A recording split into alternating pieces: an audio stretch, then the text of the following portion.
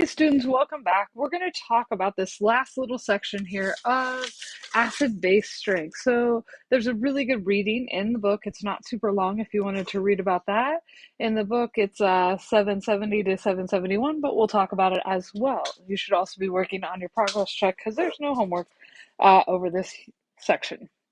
So acid strength and molecular structure. So what we're talking about is how do we know we have a strong acid and what are some things that we can look for to figure out it is a strong acid? So a couple of notes like this first one is kind of important. If it is a strong acid, it has a weaker conjugate base. And remember, there's one other thing here that goes along with this. As we think about equilibrium, right? In terms of equilibrium, it will lie, like the equilibrium will lie to the weaker side.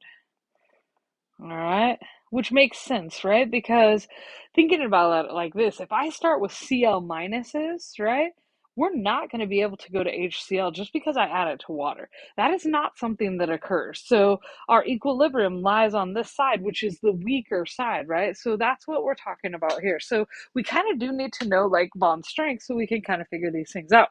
So let's review quickly. Bond polarity. Remember, bond polarity is like the unequal sharing of electrons. And when they share electrons unequally, they form these poles, right?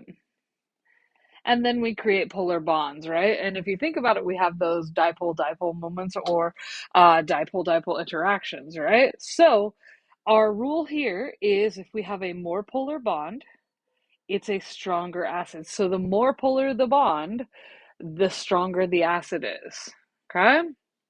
Awesome. Moving on. Now, bond strength is another thing that we talk about. Bond strength is how tightly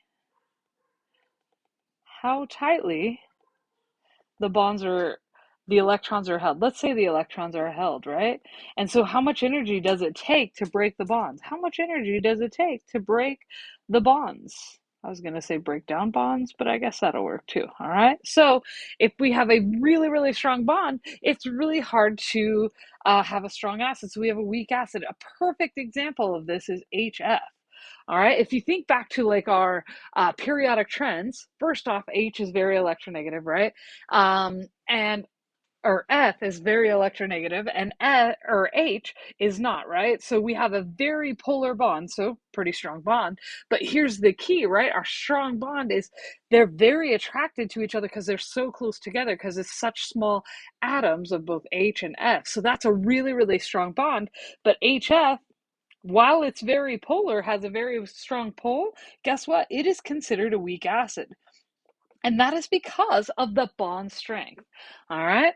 So now, kind of shifting gears again, we're kind of flying through this part. Oxyacids. So these are things with oxygen in them. The more electronegative the element that's attached to the O, the more it weakens and polarizes the HO bond, so the more acidic it is. So if we have a really electronegative element attached to the H and the O, we have a really strong bond. And we'll talk about that. We'll kind of see some examples down below. The other thing that helps us is if we have more O's, we'll have a stronger acid. So let's kind of review our strong acids, kind of just right down here. We've got them listed. And we look at those oxyacids. Look, HClO4, H2SO4, and HNO3. That's a number of a lot of O's, right? We have a lot of O's attached. The other thing is our N, pretty electronegative. S, also pretty electronegative. Cl, very electronegative. These are all very high electronegativities, so that makes a stronger bond. All right, kind of rolling into some other bonds. Carboxylic acids, the COOH, all right, our COOH, these are going to be considered weak. All right, then we have our strong bases. That's any group 1 and group 2 hydroxides that are soluble. All right, there's some solubility issues with the light group 2s. All right, and then common weak bases, we have ammonia and some aminos, all right, and some carboxylic acids or carboxylate ions. All right, thanks. See you next time.